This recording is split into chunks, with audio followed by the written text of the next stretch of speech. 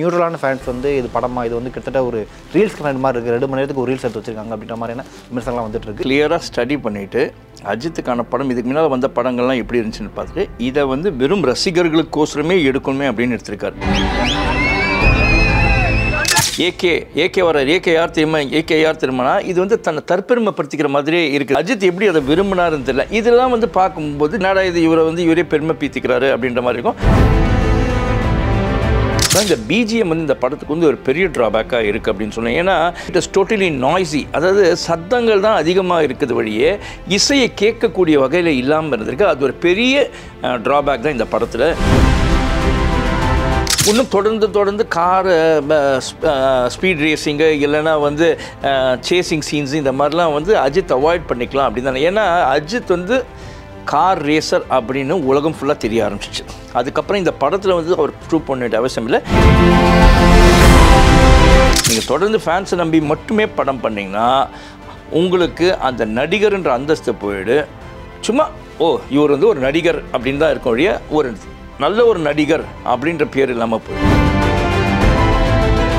RK Selvamani இந்த பக்கம் 5 star Kathiresan, இது என்னதான் பிரச்சனை? யார் இங்கே தடையாக இருக்கிறா? தனுஷ் வந்து 5 ஸ்டார் கதிரேசனுக்கு ஏதோ கால் ஷீட் கொடுத்துருக்காங்க. அந்த கால் ஷீட் வந்து கொடுத்த போது 2019 பேசி ஒரு 3 crores அட்வான்ஸ் கொடுத்துருக்காங்க. அதுதான் வந்து இந்த இட்லி கடை படம். யாருன்னா வந்து உதயநிதி ஸ்டாலினோட நெருங்கிய உறவினர் ப்ளஸ் க்ளோஸ் ஃப்ரெண்டு ஒரு அந்த ஆகாஷ் பாஸ்கர்னா அவர் தான் அவங்களுக்கு தான் அந்த படம். அதுக்கு நிறுத்தம் பண்ணியிருக்கேன். 16 கோடி வேணும்னு 5 ஸ்டார் கதிரேசன் சைடில் வந்து அதை கதிரேசன் கலைச்செல்வி அவங்க சைடில் வந்து கேட்டதாக செல்வமணி வந்து அந்த குற்றச்சாட்டை வச்சுருக்காரு. இதை பற்றி அவங்க நம்ம கேட்டபோது கதிரேசன் சைடில் வந்து நாங்கள் அந்த மாதிரிலாம் கேட்கல அப்படின்னாலும், அதே சமயத்தில் வந்து அன்றைக்கி தயாரிப்பாளர் சங்கம் ப்ரெஸ் மீட் வச்ச போது நாங்கள் என்ன வட்டி கடையை வச்சுருக்கோம், நாங்கள் வட்டி காசு கொடுத்தோம், எங்களுக்கு படம் பண்ணி கொடுத்து தான் கேட்டோம் அப்படின்னு சொல்லி சொல்கிறாங்க. பட் இவர் என்ன சொல்கிறார், திட்டவட்டமாக சொல்கிறார், இவங்க வந்து இப்படி தான் டிமாண்ட் பண்ணாங்க அப்படின்னு சொல்லி சொல்கிறார். இதில் எந்த மேலிடத்து உத்தரவும் எனக்கு வரல, நானும் அந்த வார்த்தையை சொல்ல, இவங்க வந்து இதை டைவர்ட் பண்ணுறதுக்கோசம் சொன்னதா அவர் வந்து ஒரு குற்றச்சாட்டு வச்சிருக்காரு. சார் வணக்கம். வணக்கம் Ranjith. Good bad ugly Ajith ரசிகர்கள் கிட்டத்தட்ட ஒரு வருஷமாக இந்த படத்துக்காக தான் வெயிட் பண்ணிட்டு இருந்தாங்க. விடாமுயற்சி படத்தை விட இந்த படம் மேலே தான் ஒரு ஆர்வம் அதிகமாக இருந்தது. ஸோ படம் நேற்று ரிலீஸ் ஆயிடுச்சு. நீங்களும் படம் பார்த்துருப்பீங்க. படத்துக்கு கொஞ்சம் மிக்ஸ்டான ரிவ்யூஸ் தான் வந்துட்டு இருக்கு. ஒரு பக்கம் அஜித் ரசிகர்கள் படத்தை கொண்டாடிட்டு இருக்காங்க, இன்னொரு பக்கம் நியூட்ரலான ஃபேன்ஸ் வந்து இது படமா இது வந்து கிட்டத்தட்ட ஒரு ரீல்ஸ் கனெக்ட் மாதிரி இருக்குது, 2 மணி நேரத்துக்கு ஒரு ரீல்ஸ் எடுத்து வச்சிருக்காங்க அப்படின்ற மாதிரியான விமர்சனம்லாம் வந்துட்டு இருக்கு. நீங்கள் எப்படி பார்க்குறீங்க? கண்டிப்பாக இது வந்து ஒரு ஃபேன் பாய் மூமெண்ட் அப்படின்னு தான். ஃபேன் பாய் மூமெண்ட் தான், ரசிகர்களுக்கான ஒரு படம் தான் இது. இதை வந்து ஆதிக் ரவிச்சந்திரன் கிளியராக ஸ்டடி பண்ணிவிட்டு அஜித்துக்கான படம் இதுக்கு முன்னால் வந்த படங்கள்லாம் எப்படி இருந்துச்சுன்னு பார்த்துட்டு இதை வந்து வெறும் ரசிகர்களுக்கோசரமே எடுக்கணுமே அப்படின்னு எடுத்திருக்காரு. இது ஒரு சின்ன நடிகராக இருந்தால் அந்த ரசிகர்களுக்கோசரம் எடுக்கணும் இந்த படம் அப்படின்னு சொல்லியிருந்தால் அந்த படம் ஒரு பெரிய ஃபெயிலியராக இருந்திருக்கும். பட் அஜித் அப்படின்றபோது அஜித், விஜய், ரஜினி அப்படின்னும் போது பார்த்தீங்கன்னு வச்சுக்கோங்களேன், பெரிய நடிகர்கள்னும் போது அவங்களுக்கான ரசிகர்கள் அதிகமாக இருக்கிறனால இந்த படம் ரசிகர்களுக்கான படம்னாலும் இந்த படம் எங்கேயும் தப்பு செய்யாமல், அதாவது வந்து லாஸ் இல்லாமல் நல்லாவே போகக்கூடிய ஒரு படமாக தான் இருக்கும். பட் நீங்கள் கேட்குற மாதிரி ஜென்ரல் ஆடியன்ஸ் விடுங்க, ஜென்ரல் ஆடியன்ஸும் மிக்ஸ்டு ரிவ்யூஸ் தான் கண்டிப்பாக இருக்கும். ஏன்னா வந்து இதில் பார்த்தீங்கன்னா ஒரு ஹீரோயிசமான படம், ஒரு ஃபேன்ஸ்க்கான படம்னா அந்த ஹீரோவை பில்டப் பண்ணி தான் கொடுப்பாங்க. இதில் ஒரு உதாரணத்துக்கு பார்த்தீங்கன்னா ஏகே வர்றார். ஏகே யார் திரும்பினா இது வந்து தன்னை தற்பெருமைப்படுத்திக்கிற மாதிரியே இருக்குது. ஆனால் அஜித் அதை சொல்லனாலும் அஜித்தோட படத்தில் அப்படி ஒரு கேரக்டர் வச்சுருக்கிறது.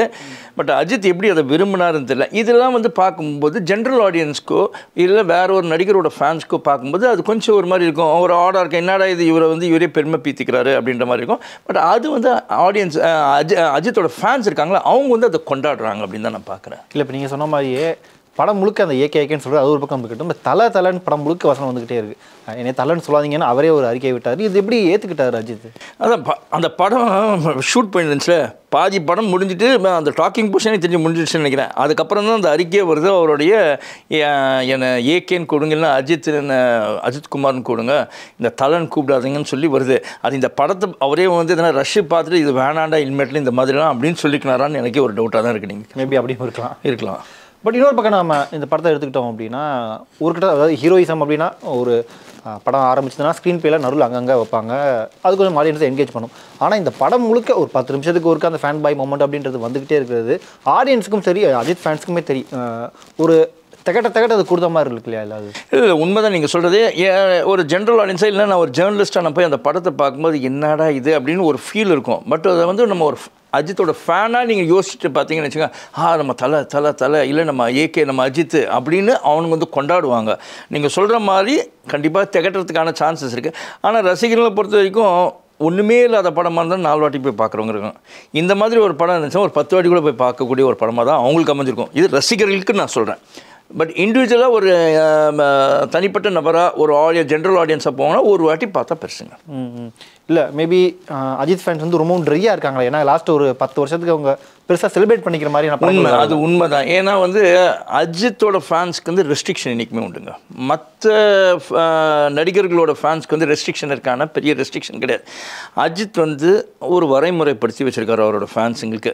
இந்த மாதிரி இந்த அளவுக்கு இதுக்கு மேலெலாம் இப்படி பண்ணக்கூடாது, ஆர்ப்பாட்டம் பண்ணணும், ரசிகர் மன்றம்னு வைக்காதீங்க, என்ன தான் ஃபேன்ஸ் இருந்தாலும் ரசிகர் மன்றம்னு வைக்காதீங்க அப்படின்லாம் சொல்கிறார்.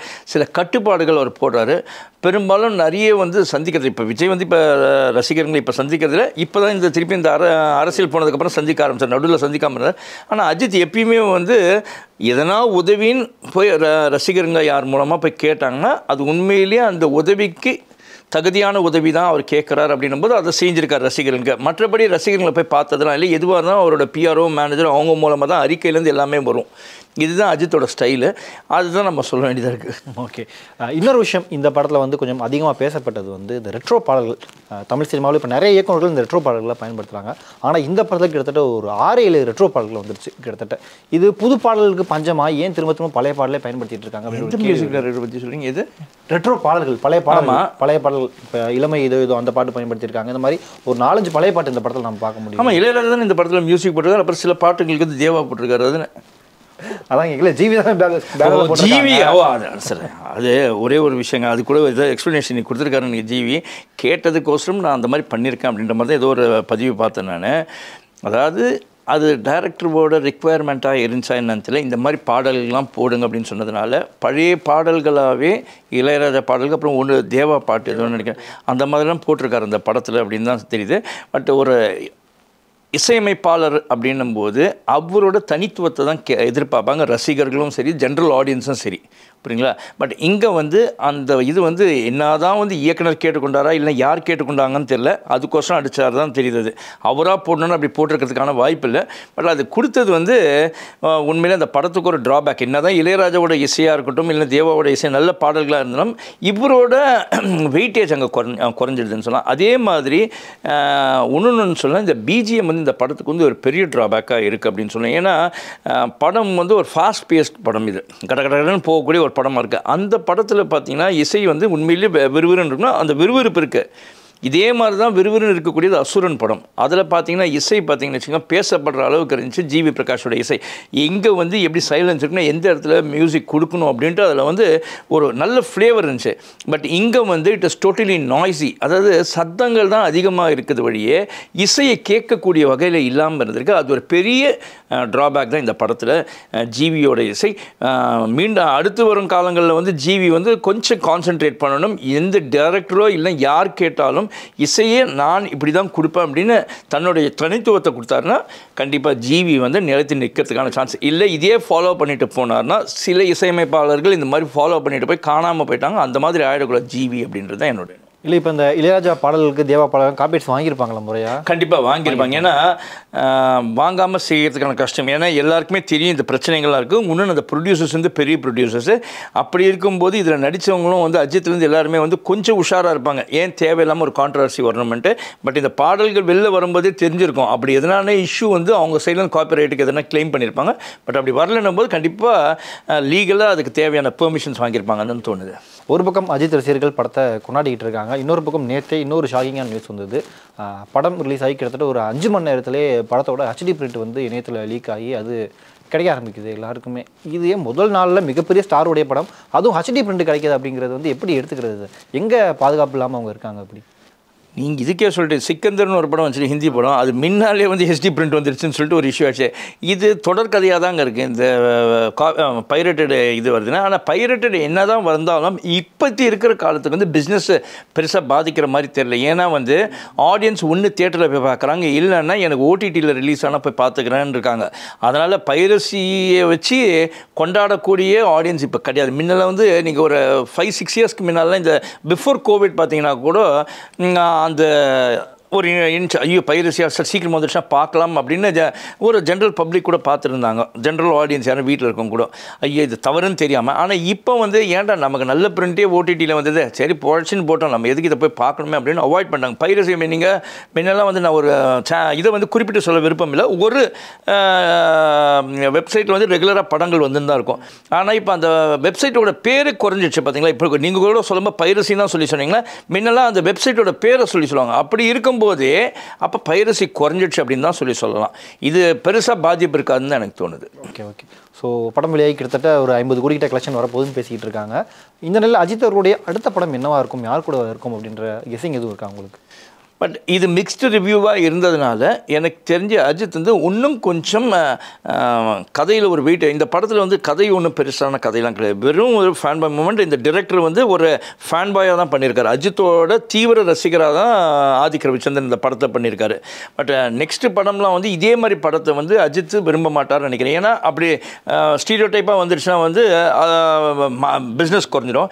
அதனால் கொஞ்சம் கதையில் வந்து அஜித் கவனம் செலுத்தணும். அதே மாதிரி ஸ்டன் சீக்வன்சஸ்லாம் எல்லாமே ஒன்று ஒண்டி நான் இந்த இன்டர்வியூ வாயில சொல்ல விரும்புகிறது என்னென்னா, இன்னும் தொடர்ந்து கார் ஸ்பீட் ரேசிங்கு இல்லைன்னா வந்து சேசிங் சீன்ஸு இந்த மாதிரிலாம் வந்து அஜித் அவாய்ட் பண்ணிக்கலாம் அப்படின்னு தானே. ஏன்னா அஜித் வந்து கார் ரேசர் அப்படின்னு உலகம் ஃபுல்லாக தெரிய ஆரம்பிச்சிச்சு. அதுக்கப்புறம் இந்த படத்தில் வந்து அவர் ப்ரூவ் பண்ண வேண்டிய அவசியம் இல்லை. அந்த டைரக்டர்ஸும் வரக்கூடிய டைரக்டர்ஸும் அவர் சார் நீங்கள் கார் ஓட்டுங்க இந்த மாதிரி பண்ணுங்க அப்படின்லாம் ஸ்டன்ஸ்லாம் அவருக்கு கொடுக்காம அவரை கதையிலையும் கதாபாத்திரத்துக்கு ஏற்ற மாதிரி அவரை நடிக்கிறதுக்கு அதுக்கான ஸ்கோப்பை கொடுத்துட்டா நல்லா இருக்கும் அப்படின்னு தான் தெரியுது. ஏன்னா இந்த படத்தில் பார்த்தீங்கன்னா வந்து அஜித் தான் ஃபுல்லாகவே வந்து ஸ்க்ரீன் ஸ்பேஸை ஆக்கிபை பண்ணியிருக்காரு. அதுக்கப்புறமா பார்த்தீங்கன்னா தான் வந்து யாருன்னா வந்து அர்ஜுன் தாஸ் இருக்காப்புல.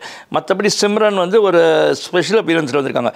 பட் அவங்களுக்கும் இன்னும் கொஞ்சம் வெயிட்டேஜாக கொடுத்துருக்கலாம். அதே மாதிரி த்ரிஷா வந்து பண்ணியிருக்காங்க, அவங்களுக்கும் இன்னும் கொஞ்சம் கொடுத்துருக்கலாம். அதெல்லாம் வந்து கொஞ்சம் இதுவாக இருக்குது. இதில் ஒன்றும் பாராட்ட வேண்டிய விஷயம்னா அந்த அஜித்துக்கு பையனாக வந்து நடிச்சிருக்காப்புல ஒரு பையன் கார்த்திகேயன், இன்னும் ஒரு ஃபுல் நேம் தேவ். அவங்களுமே அந்த பையன் நல்லாவே நடிச்சிருக்காரு. அவர் தெலுங்கு படத்துலாம் நிறைய நடிப்பார், அவர் இந்த படத்தில் நடிச்சிருக்காரு, நல்லா பண்ணியிருக்காரு. சலாரில் நடிச்சிருக்காரு நினைக்கிறேன், சலாரில் கூட அவர் தான் பண்ணாப்புல. அதே மாதிரி அர்ஜுன் தாஸ் பார்த்தீங்கன்னா அவருக்கு ஏற்ற கேரக்டர் தான் பண்ணியிருக்காரு. ஆனால் ஒரு அஜித்ன்றவருக்கு ஒரு எதிர்ப்பான ஒரு வில்லனாக இருக்கணும் அப்படின்னும் போது இன்னொரு வெயிட்டான ஆள், ஃபார் எக்ஸாம்பிள் அதுல் குல்கர்னி அந்த மாதிரி யாருன்னா இன்னொரு ஸ்ட்ராங்கான ஆள் ஒருத்தர் போட்டிருந்தாங்கன்னா இன்னும் கொஞ்சம் நல்லா இருந்திருக்கும். அதனால் வந்து it doesn't mean that Arjun Das நல்லா பண்ணலன்னு சொல்லுவேன். அர்ஜுன் தாஸோட பெர்ஃபார்மன்ஸ் நல்லா இருந்துச்சு, இன்னும் இந்த படத்துக்கு ஒரு வெயிட்டேஜ் கொடுக்கணும். அந்த மாதிரி ஈக்குவலண்ட்டாக வந்து ஒரு ஆளை கொடுத்துருந்தாங்கன்னா கொஞ்சம் நல்லாவே இருந்திருக்கும் அப்படின்னு தான் எனக்கு தோணுது. இப்போ இந்த படம் ஜெயிச்சிருச்சு, படம் கிட்டத்தட்ட சக்ஸஸ் அப்படின்னு நம்ம சொல்லலாம். ஆனால் இன்னொரு பக்கம் இதே மாதிரி எல்லா ஹீரோக்களும் எனக்கு ஒரு ஃபேன் பாய் படம் வேணும், என்னுடைய ரசிகர்களை என்டர்டெயின் பண்ணுற மாதிரியான படம் வேணும் அப்படின்னா இது தமிழ் சினிமாவுக்கு உகந்த சூழலாக இருக்கும்னு நினைக்கிறீங்களா? இல்லை, என்டர்டெயின் பண்ணக்கூடிய படமாக இருந்தால் ரைட்டு. பட் டிப்பிக்கலாக ஃபேன் பாய் இருக்கணும் அப்படின்னு நினச்சின்னா ப்ரோஸ் அண்ட் கான்ஸ் இருக்குங்க. அதில் ஒன்று தூக்கி கொடுக்கும், இல்லைன்னா கீழே பாதாளத்தை தள்ளிடும். இப்போ இந்த அஜித்தோட படத்துலேயே வந்து இதில் வந்து அஜித்தை வந்து செல்ஃப் ப்ரைஸிங் காட்டுறது வந்து ஓரளவுக்கு இப்போ பரவாயில்ல ரைட். ஏன்னா அஜித்துன்ற ஒருத்தர் வந்து வெளியில் அவ்வளோ வர்றதில்லை அப்படின்றதுனால அந்த ரசிகர்கள் வந்து பசியில் இருந்தாங்க, அவங்களுக்கு தீக்கப்படுச்சு. பட் ரெகுலராக இதே மாதிரி வந்துச்சுன்னு வச்சுக்கோங்களேன், அது திகிட்டதாக இருக்கும். அதே மாதிரி அதனால தான் வந்து நான் என்ன சொல்கிறேன், எப்பவுமே ஒரு படம்ன்றது ஒரு ஜென்ரல் ஆடியன்ஸ், நீங்கள் வெறும் ஃபேன்ஸ் நம்பி எடுக்கக்கூடாது. பட் இந்த படம் வந்து ஃபேன்ஸ் நம்பி எடுத்துட்டாங்க, ரைட், ஓகே. பட் நீங்கள் தொடர்ந்து ஃபேன்ஸை நம்பி மட்டுமே படம் பண்ணிங்கன்னா உங்களுக்கு அந்த நடிகர்ன்ற அந்தஸ்து போயிடு. சும்மா இவர் வந்து ஒரு நடிகர் அப்படின்னு தான் இருக்கும் வழிய ஒரு நல்ல ஒரு நடிகர் அப்படின்ற பேர் இல்லாமல் போயிடும். ஓகே. ஏன்னா இதுக்கு முன்னாடியே தமிழ் சினிமாவில் நிறைய இயக்குநர்கள் தங்களுக்கு பிடிச்ச ஹீரோக்களை வச்சு ஃபேன் பாயாக படம் பண்ணியிருக்காங்க. எக்ஸாம்பிளுக்கு வந்து கார்த்திக் சுப்ராஜ் பேட்டை பண்ணார், அதுக்கு பிறகு லோகேஷ் கனகராஜ் கமல் சாரை வச்சு விக்ரம் பண்ணாங்க. அதில் இந்த அளவுக்கு ஓவர்டோஸாக எதுவுமே திணிக்காமல் இருந்தாங்க. அதில் நீங்கள் பார்த்தீங்கன்னு வச்சுங்களேன், அதில் வந்து ஒரு இதில் வந்து விக்ரமில் வந்து லோகேஷ் கனகராஜ் பண்ணியிருந்தாலும் அதில் வந்து கமல்ஹாசன் ஃபர்ஸ்ட் ஹாஃப்ல வந்து உங்களுக்கு பார்த்தீங்கன்னா பெருசாக டைலாக்ஸே இருக்காதுங்க. வர மாட்டார் மோஸ்ட்லி வரவும் மாட்டார். டைலாக்ஸே இருக்காது. ஒரு 1-2 டைலாக் தான் இருக்கும். இன்டர்வலுக்கு முன்னாலே அதை நான் கமல் சார்கிட்டே வந்து ஒரு இன்டர்வியூவில் கூட நாங்கள் ப்ரெஸ் மீட்டில் நான் கேட்டேன். நான் புரியுதுங்களா, அவர் சொன்னார் அதுதான் படம் அப்படின்னு சொல்லி சொன்னார். அதுதான் அது வந்து அந்த ஆர்டிஸ்ட் அவருக்கு வந்து சினிமானா என்னன்னு தெரியும், தான் ரசிகர்கள் என்னென்ன ஸ்டடி பண்ணுறதுன்னு தெரியும். அவர் வந்து காம்ப்ரமைஸ் ஆகணும். இன்கேஸ் லோகேஷ் கனகராஜ் இல்லை சார் நீங்கள் இந்த மாதிரி பண்ணுறோம் அப்படின்னா அவர் வேணாம் தான் சொல்லியிருப்பார். காம்ப்ரமைஸாக இருந்தாருன்னா அந்த படம் காலி. அதே மாதிரி தான் அஜித்தும் வந்து என்ன தான் யாருன்னு நீங்கள் ஒரு ஆர்டிஸ்ட்டாக இருந்தீங்கன்னா எந்த அஜித்துன்ட்டு இல்லை சார், அஜித்தோ விஜய் யார் சிவகார்த்திகேயன் யாராக இருந்தாலும் ஒருத்தர் கதையை சொல்கிறாங்கன்னா ஒரு இயக்குனர் கதை சொன்னால் கதையை உள்வாங்கிக்கணும். இந்த கதை நம்ம வந்து நடித்தா சரியாக போகுமா இல்லையோ, அதில் வந்து நம்ம வந்து ஒரு ஃபேன் பாய்க்கான படமாக கொடுக்கணுமே நான் ஒரு ஆர்டிஸ்ட் வந்து திணிக்கணும்னு நினச்சாங்கன்னா அந்த படம் எந்த அளவுக்கு சக்ஸஸ் ஆகும்னு சொல்ல முடியாது. It will be only accidental success. அது வந்து ஒரு ரெகுலர் சக்ஸஸாக இருக்கும்னு நீங்கள் சொல்ல முடியாது. ஓடிச்சுன்னா ஆக்சிடெண்ட்டாக ஓடிச்சு, ஓடலைன்னா பெரிய ஆக்சிடென்ட்டில் விபத்து தான். அது ட்ரிபிள் ஏக்கு வந்து அந்த நிலைமைக்கு வந்துடும். அந்த மாதிரி வராமல் பார்த்துக்கணும். எப்பயுமே நான் ஒன்று சொல்கிறது என்னென்னா, எந்த ஒரு நடிகராக இருந்தாலும் டெடிக்கேட்டடாக நடிக்கணும். அந்த கதையை உள்வாங்கின்னு இந்த கதை நமக்கு சூட் ஆகுமா ஆகும்னா எடுத்துக்கணும், இல்லைன்னா ஒதுக்கிட்டு போயிடணும். அதுக்கு ஒரு எக்ஸாம்பிள் என்னென்னா, அண்ணாத்த அப்படின்னு ஒரு படம் வந்துச்சு. ஃபெயிலியர்னு தான் சொல்லி சொன்னாங்க சார். ஆனால் அதில் வந்து படத்தில் கதை இருக்காது, எதுவும் இருக்காது, எல்லாமே ஒவ்வொரு மாதிரி சொன்னாங்க. ஆனால் ரஜினியோட டெடிக்கேஷன் அதில் இருந்துச்சு. ஒரு நடிகராக அவருடைய பெர்ஃபார்மன்ஸ், அவருடைய வேலையை கரெக்டாக செய்யிட்டு போனார். அதுதான் தேவை. ஆனால் அவர் ஒரே ஒரு இடத்துல சறுக்குனீங்கன்னா அந்த கதைன்ற கண்டென்ட்டில் வந்து சறுக்கிட்டார். அந்த கதையை இன்னும் கொஞ்சம் சரியாக கேட்டிருந்தாருன்னா அவருடைய டெடிக்கேஷன்லாம் நல்லா இருந்துச்சு. அந்த கதையை கொஞ்சம் நல்லா கேட்டு ஒரு நல்ல கதையை அக்செப்ட் பண்ணியிருந்தாருன்னா படம் ஓஹோன்னு போயிருக்கும். Okay okay. So good bad ugly ஒரு பக்கம் இருந்தாலும் இன்னொரு பக்கம் தமிழ் சினிமாவில் ஒரு பஞ்சாயத்து ஓடிட்டு தான் இருக்குது. தமிழ்நாடு திரைப்பட தயாரிப்பாளர் சங்கம் அந்த ஒரு பிரச்சனை கேள்வி உங்களுக்கு ஆர்கே செல்வமணி, இந்த பக்கம் 5 ஸ்டார் கதிரேசன். இது என்ன தான் பிரச்சனை, யார் இங்கே தடையாக இருக்கிறா? இது தடையாக இருக்கிறாங்கன்னு பார்த்தீங்கன்னு வச்சுக்கலாம். எனக்கு பார்த்தீங்கன்னா வந்து இது வந்து ஒரு ஈகோ கிளாஷ் ஆட்டம் தான் இருக்குது. ஒன்று என்னென்னா, இந்த இஷ்யூ ஒன்று வந்து தயாரிப்பாளர் சங்கத்துக்கும் இது பெப்சிக்கும் போன காரணம் என்ன அப்படின்னு பார்த்தீங்கன்னா வந்து இந்த சம்பள உடன்படிக்கை இருக்கு இல்லைங்க, அந்த ஒரு MOU வந்து சைன் பண்ணுவாங்க. அது வருஷத்துக்கு ஒரு வாட்டி 3 வருஷத்துக்கு ஒரு வாட்டி அது ரெகுலராக சைன் பண்ண முடியாது. அது வந்து இது சமீப காலமாக பண்ணாமல் இருந்துச்சு. அதில் கேட்கும்போது இவங்க சம்பளம் உயர்த்தி கேட்டாங்க, அது கொடுக்க முடியாது அவங்கன்னு சொல்லியிருந்தாங்க. அப்போ வந்து அவங்க சைடில் என்ன சொல்லியிருக்காங்க, தயாரிப்பாளர் சங்கம் சைடில் வந்து ஒரு குறிப்பிட்ட ஒரு 3 நடிகர்களுக்கு வந்து ஒத்துழைப்பு கொடுக்கக்கூடாது. அவங்க வந்து இது தயாரிப்பாளர் சங்கத்தில் வந்து சில தயாரிப்பாளர்களுக்கு வந்து கால் ஷீட் கொடுத்துட்டு அவங்களுக்கு நடிக்காமல் இருக்கிறார் அப்படின்னா அதில் வந்து இருக்கக்கூடிய நடிகர் யாருன்னா ஒன்று விஷாலை சொன்னாங்க, அப்புறமா வந்து சிம்புவை சொன்னாங்க, அப்புறமா வந்து நம்ம தனுஷும் சொல்லியிருந்தாங்க. ரைட்டு. அந்த சிம்புது வந்து சொல்லும்போது வென்று தணிந்தது காடு அந்த படத்தப்போ வந்து மெயிலே அமைச்சிருக்காங்க, ஒத்துழைப்பு கொடுக்கக்கூடாது, நீங்கள் அவருக்கு வேலை செய்யாதீங்க அப்படின்னு பெப்சிக்கு இன்ஸ்ட்ரக்ட் பண்ணால் அது வந்து சட்டத்துக்கு ஒரு புறமான ஒரு வேலை. அந்த வேலையை எப்படி தான் தயாரிப்பாளர் சங்கம் வந்து அஃபிஷியலாக கொடுத்தாங்கன்னு தெரியல. நாளைக்கு அந்த ப்ரொடியூசருக்காண்டி காம்படிஷன் கமிஷன் ஆஃப் இந்தியாவுக்கு போயிருந்தாருன்னா இவங்க இது பிரச்சனையில் மாட்டியிருந்திருப்பாங்க தயாரிப்பாளர் சங்கம் கண்டிப்பாக. பட் அது ஏதோ வந்து அமிக்கபிளாக காம்ப்ரமைஸ் ஆகி போயிட்டாங்கன்னு வச்சுக்கோங்க. அப்புறமா வந்து நம்ம இவருக்கு சொன்னேன், விஜயோட படம் வந்து அதுக்கும் வந்து ஷூட்டுக்கு வந்து கோஆப்ரேட் பண்ணக்கூடாது அப்படின்னு வந்து அதையும் சொல்லியிருக்காங்க. விஜயோட படத்துக்கும் பண்ண ஆமாம், அது வந்து செல்வமணியே சொல்லியிருக்காரு, இந்த மாதிரி வந்து கோஆப்ரேட் பண்ணக்கூடாது. இப்போ பண்ணிட்டு இருக்கு. ஆமாம், இப்போ பண்ணிட்டு இருக்க படத்துக்கு பண்ணாதீங்க அப்படின்னு சொல்லியிருக்காங்க. அதுக்கு சொன்னால் விஜய் என்ன சொல்லியிருக்காரு, இல்லை நம்ம கோஆப்ரேட் பண்ணாதான் நடக்கும், ஏன்னா இங்கே வந்து இவ்வளோ பெப்சி ஊழியர்களுக்கு வந்து வருமானம் வருது, அவங்களுக்கு வேலை வாய்ப்பு கிடைக்குது அப்படின்னு சொல்லியிருக்காங்க. தனுஷ் படத்துக்கு நிறுத்தணும் அப்படின்னு சொல்லியிருக்காங்க. ஏன் தனுஷ் படத்தை நிறுத்தணும் அப்படின்னு சொல்லியிருக்காங்கன்னா, தனுஷ் வந்து 5 ஸ்டார் கதிரேசனுக்கு ஏதோ கால் ஷீட் கொடுத்துருக்காங்க. அந்த கால் ஷீட் வந்து கொடுத்த வந்து 2019 பேசி ஒரு 3 crores அட்வான்ஸ் கொடுத்துருக்காங்க. அதுக்கப்புறமா வந்து தனுஷும் படம் வந்து பண்ணலாம் என்பது இவங்ககிட்ட ஒரு படம் வந்து பண்ணணும்னா ஃபினான்ஸ் இருக்கணும் சார். அவங்களுக்கு வந்து அட்வான்ஸ் கொடுத்துருவாங்க 3 கோடி. அதுவும் வந்து ஒரு கடன் வாங்கி கூட கொடுத்துருக்கலாம் யார் 5 ஸ்டார் கதிரேசன். ஆனால் மீதி வந்து படம் அந்த சொன்ன டைமில் ஷூட் போக முடியலன்னு இவன் வந்து கேட்டிருக்காரு தனுஷ். என்னங்கன்னா இல்லை பண்ணுங்க ஓகே பண்ண. அப்புறமா வந்து அவரோட சம்பளம் அதிகமாகும் போது அவர் சிலக்க என்னோட நீங்கள் இவ்வளோ டிலே பண்ணின்னு நான் அன்றைக்கி வாங்கி இந்த சம்பளத்தோடு இன்றைக்கி அதிகமாக இருக்குது அப்படின்னு சொல்லும்போது அவங்க சம்பளத்தை ஒருத்தர் நீங்கள் பழைய சம்பளத்தில் நடிக்கணும். நான் என் பார்ட்டில் நான் டிலே பண்ணிங்க, உங்கள் பார்ட்டில் தான் நீங்கள் டிலே ஆகிருக்கு, ஒன்றா நான் ரிட்டர்ன் பண்ணிடுறேன்னு சொல்லிட்டு 2 வருஷத்துக்குலாம் வந்து ரிட்டர்ன் கொடுக்க ஆரம்பிச்சு. தனுஷ் வந்து 3 கோடி கொடுத்துட்டாரு, திரும்ப கொடுக்கறதுக்கு அமைச்சிருக்காரு. அவங்க அக்செப்ட் பண்ண மாட்டேன்னு சொல்லிட்டாங்க. யார் 5 ஸ்டார் கதிரேசன் அவங்க ஒய்ஃப் கலைச்செல்வி, இவங்க 2 பேரும் தான் அந்த 5 ஸ்டார் கிரியேஷன்ஸில் பார்ட்னர்ஸ். அவங்க அக்செப்ட் பண்ண மாட்டேன் அப்படின்னு சொல்லியிருக்காங்க. மீண்டும் கேட்டிருக்காங்க.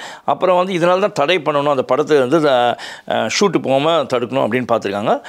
அதுதான் வந்து இந்த இட்லி கடை படம். யாருன்னா வந்து உதயநிதி ஸ்டாலினோட நெருங்கிய உறவினர் ப்ளஸ் க்ளோஸ் ஃப்ரெண்டு அவர் அந்த ஆகாஷ் பாஸ்கர்னா அவர் தான் அவங்களுக்கு தான் அந்த படம். அதுக்கு நிறுத்தணும் பண்ணியிருக்கான். பட் இவங்க முடியாதுங்க. அப்புறம் தயாரிப்பாளர் சங்கத்துலேயும் இவர் சொன்னோன்னே ஃபிஃப்சிலேருந்து கூப்பிட்டு தயாரிப்பாளர் சங்கத்தில் பேசியிருக்காங்க. தயாரிப்பாளர் சங்கமும் அந்த நடிகர் சங்கத்தில் எல்லாம் பேசி ஏதோ அவன் பேசும்போது ஒரு அமிக்கபிளாக ஒரு 6 crores கொடுக்கலாம், வட்டியோடு கொடுக்கறதுக்கு தனுஷை ஒத்துக்கு வச்சுருக்காங்க.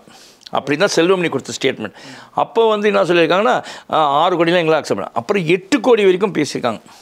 எங்கள் 3 கோடிக்கு வட்டி இந்த டேமேஜ் சூட்டாட்டம் போட்டு எல்லாமே 8 கோடி. நான் அதெல்லாம் முடியாது, எங்களுக்கு 16 கோடி வேணும்னு 5 ஸ்டார் கதிரேசன் சைடில் வந்து அதை கதிரேசன் கலைச்செல்வி அவங்க சைடில் வந்து கேட்டதா செல்வமணி வந்து அந்த குற்றச்சாட்டை வச்சுருக்காரு. இதை பற்றி அவங்கள நம்ம கேட்டபோது கதிரேசன் சைடில் வந்து நாங்கள் அந்த மாதிரிலாம் கேட்கல அப்படின்னா, அதே சமயத்தில் வந்து அன்றைக்கி தயாரிப்பாளர் சங்கம் ப்ரெஸ் மீட் வச்ச போது நாங்கள் என்ன வட்டி கடையை வச்சுருக்கோம், நாங்கள் வட்டி காசு கொடுத்தோம், எங்களுக்கு படம் பண்ணி கொடுத்து தான் கேட்டோம் அப்படின்னு சொல்லி சொல்கிறாங்க. பட் இவர் என்ன சொல்கிறார், திட்டவட்டமாக சொல்கிறார் இவங்க வந்து இப்படி தான் டிமாண்ட் பண்ணாங்க அப்படின்னு சொல்லி சொல்கிறார். தனுஷ் சைடில் வந்து நம்ம இன்டெரக்டாக விசாரித்த போதும் இவங்க வந்து கேட்டதுக்கு 16 கோடி வரைக்கும் கேட்டிருக்கிறதா தான் வந்துச்சு. ஆனால் அது நம்ம பார்க்கல, நமக்கு தகவல் வந்து புரியுதுங்களா. இந்த மாதிரி ஒரு சூழலில் தான் அவருக்கு நிறுத்துங்கன்னா முடியாதுண்ணா. அப்போ என்னென்னா வாய் வார்த்தையாக இருந்தது. அறிக்கையில் என்ன ஆயிடுச்சுன்னா அவங்க வந்து நீங்கள் தான் சொன்னீங்க மேலெடுத்து உத்தரவு, அதனால் நான் வந்து நிறுத்த முடியாது தனுஷ் படத்தை அப்படின்னு நீங்கள் தான் சொன்னீங்க அப்படின்னு சொல்லிட்டு 5 ஸ்டார் கதிரேசனோட ஒய்ஃபும் அந்த 5 ஸ்டார் கிரியேஷன்ஸோட பங்குதாரரான கலைச்செல்வி வந்து ஒரு ப்ரெஸ் ரிலீஸில் சொல்கிறாங்க. அப்போ உடனே சொல்கிறாரு இந்த மாதிரி சொன்னோன்னு தயாரிப்பாளர் சங்கத்தில் ஒரு ப்ரெஸ் மீட் வைக்கிறாங்க. அதே மாதிரி வந்து இவர்கிட்டையும் வைக்கிறாங்க ப்ரெஸ் மீட். யாருன்னா செல்வமணியும். நாங்கள் அங்கே கேட்குறோம் 5 ஸ்டார் கதிரேசன்லாம் இருக்காரு. நாங்கள் அந்த மேலெடுத்து உத்தரவுன்னு சொன்னீங்க, யாருன்னா நாங்கள் எங்கே சொன்னோம், அவர் சொன்னார் எங்ககிட்ட அப்படின்னு சொல்லி அவங்க திருப்பிட்டாங்க. செல்வமணி கிட்ட போய் அவரோட ப்ரெஸ் மீட்டில் நானே தான் கேட்டேன், சார் அந்த மேலெடுத்து உத்தரவுன்னு சொல்கிறீங்களே அது யார் சார், எந்த மேலெடுத்து, நான் எதுவுமே சொல்லி இல்லை அவங்க சொன்னால் அப்போ அவங்கள தான் கேட்கணும் சார், அவங்க சும்மா பொதுவாக வந்து இது திருச்சி விடுறதுக்கோசம் அந்த மாதிரி ஒரு வார்த்தை யூஸ் பண்ணியிருக்காங்க, தேவையில்லாமல் ஒரு பாலிடிக்ஸை கொண்டாடுறாங்க, இதில் எந்த மேலெடுத்து உத்தரவும் எனக்கு வரல, நானும் அந்த வார்த்தையை சொல்ல இவங்க வந்து இதை டைவர்ட் பண்ணுறதுக்கோசம் சொன்னதா அவர் வந்து ஒரு குற்றச்சாட்டு வச்சுருக்காரு. இப்போ என்ன அப்படின்னு பார்த்தீங்கன்னா நேற்று ஒரு அறிக்கை வந்து தயாரிப்பாளர் சங்கத்திலேருந்து வருது.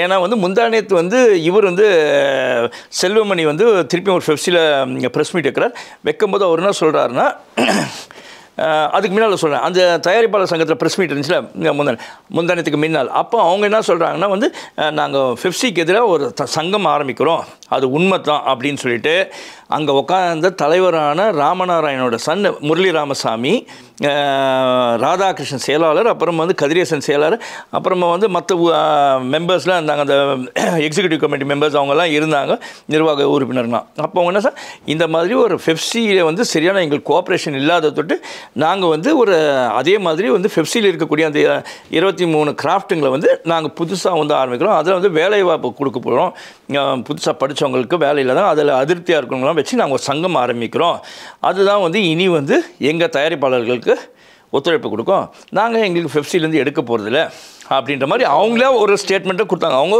ஓப்பனாக அவங்க பேசுனாங்க ப்ரெஸ் மீட்டில்.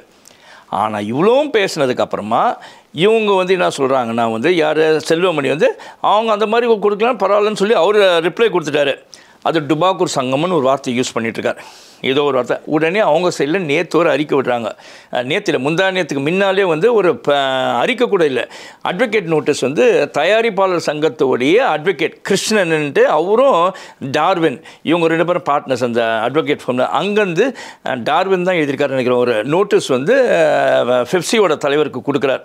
என்ன கொடுக்குறாருன்னா நீங்கள் வந்து இந்த மாதிரி பேசும்போது தயாரிப்பாளர் சங்கம் வந்து ஒரு புதுசாக வந்து ஃபெப்சிக்கு எதிராக ஒரு தொழிலாளர் கூட்டமைப்பை ஆரம்பிக்கிறதா சொல்லியிருக்கேன், அது தவறான ஒரு விஷயம், அவங்களுக்கும் இதுக்கும் சம்மந்தமே இல்லை, யாரோ ஒருத்தர் அதிருப்தியாக இருக்கிறவங்க வந்து ஃபெப்சி மேலே அதிருப்தியாக இருக்கக்கூடிய சிலர்லாம் வந்து ஆரம்பிக்கிறாங்க, அதுக்கும் இதுக்கும் சம்மந்தமே இல்லை, தேவையில்லாமல் நீங்கள் வந்து எங்கள் கிளையண்ட்டான தயாரிப்பாளர் சங்கத்தை வந்து நீங்கள் இதில் வந்து எதுவும் கோத்து விடாதீங்க, சேர்த்து இணைத்து பேசாதீங்க அப்படின்ற மாதிரி ஒரு வக்கீல் நோட்டீஸ் லீகல் நோட்டீஸை கொடுத்துருக்காரு. ஆனால் நேற்று தயாரிப்பாளர் சங்கத்திலேருந்து வர அறிக்கையில் நாங்கள் தான் எங்களுடைய சப்போர்ட்டில் தான் அதை ஆரம்பிக்குதுன்னு அவங்களே அவங்க அட்வொகேட் கவுன்சில் என்ன சொல்கிறார் முந்தானத்து யார் தயாரிப்பாளர் சங்கத்தோட கவுன்சில் அட்வொகேட்ஸு அவங்க என்ன சொல்கிறாங்கன்னா இதுக்கும் அதுக்கும் சம்மந்தம் இல்லை அப்படின்னு சொல்கிறாங்க. நேற்று தயாரிப்பாளர் சங்கத்திலேருந்து ஒரு அறிக்கை வருது, அதில் என்னன்னு பார்த்தா தயாரிப்பாளர் சங்கத்தோடைய உறுதுணையோடு தான் வந்து இந்த மாதிரி ஒரு சங்கம் ஆரம்பிக்கிறோம் அப்படின்னு சொல்லி வராங்க. இவங்களோட அறிக்கைக்கும் அவங்களோட பேசுமே ரெண்டுமே ஒரு கான்ட்ராடிக்டரியாக இருக்குது அப்படின்னு சொல்லலாம். ஏன்னா வந்து ஒரு எதிர்மறை கருத்தாக இருக்கிற மாதிரி தான் எனக்கு தோணுது. இப்போ யார் நியாயம் இருக்குது, ஏன் இவ்வளோ பிரிக்கிறாங்க, யார் சொல்கிறா அப்படின்றது எதுவுமே கரெக்டாக புரிய மாட்டேங்குது இப்போ. அதுதான் சார், இதில் வந்து ஒன்று எனக்கு புரிஞ்ச வரைக்கும் இதில் வந்து தயாரிப்பாளர் சங்கத்தில் பிரச்சனைன்னு பார்த்தீங்கன்னா வந்து மற்றவங்க யாருமே பெருசாக இல்லை. இப்போ வந்து சொல்லக்கூடியவர் யாருன்னா வந்து அமைதியாக இருக்க, தான் பேசாமல் வெறும் அறிக்கை வேண்டி அவங்க ஒய்ஃப் மூலமாக கொடுத்துட்டு ப்ரெஸ் மீட்டில் வந்து தயாரிப்பாளர் சங்க ப்ரெஸ் மீட்டில் ராதாகிருஷ்ணன் முரளி ராமசாமி பேசிவிட்டு குவைட்டாக இருந்து பிரச்சனை பண்ணுறது வந்து இவராட்டம் தான் தெரியுது, 5 ஸ்டார் கதிரேசன் தான். ஏன்னா அவர் காசு கொடுத்துருக்கேன்றாரு அதனால். பட் அவங்களும் ரிட்டர்ன் பண்ணுறது காசு கொடுத்துருக்கேன் அப்படின்றாங்க. பட் இவர் வந்து அந்த பழைய சம்பளத்திலே நடிக்கணும் அப்படின்னு சொல்கிறாரு. ஆனால் அந்த அக்ரிமெண்ட்டில் எப்படி இருக்குன்றது அது லீகலாக பார்த்தா தெரியும். இதில் வந்து லாஸ்ட்டாக தனுஷ் கூட என்ன சொன்னார்னா, நம்ம செல்வமணி ஏங்க 8 கோடி தான் என்னால் கொடுக்க முடியாது, அதுக்கு மேலே கேட்டாங்க நான் கோர்ட்டில் பார்த்துக்கிறேன்னு சொன்னதாக செல்வமணி சொல்லியிருக்காரு. தனுஷ் சொன்னதாக அவர் சொல்லியிருக்காரு. ஓகே, பட் இப்போ அதுக்கு பிரச்சனைக்கு இப்போதைக்கு முடிகிற மாதிரியே தெரியல. இது இல்லை, மேபி யாராச்சும் ஒருத்தவங்க வந்து ஏற்றுக்கிட்டு போகணும், இல்லாட்டி ஃபுல் பணத்தை கொடுத்தா தான் அது உண்டு. உண்மை. ஓகே, இது அடுத்த கடத்தை நோக்கி எப்படி போகுது அப்படிங்கிறத பார்ப்போம். உங்களுடைய நேரத்தை செலவிட்டு நிறைய விஷயங்களை ஷேர் பண்ணிக்கிட்டு ரொம்ப நன்றி சார். தேங்க்யூ. நன்றி ரஞ்சித்.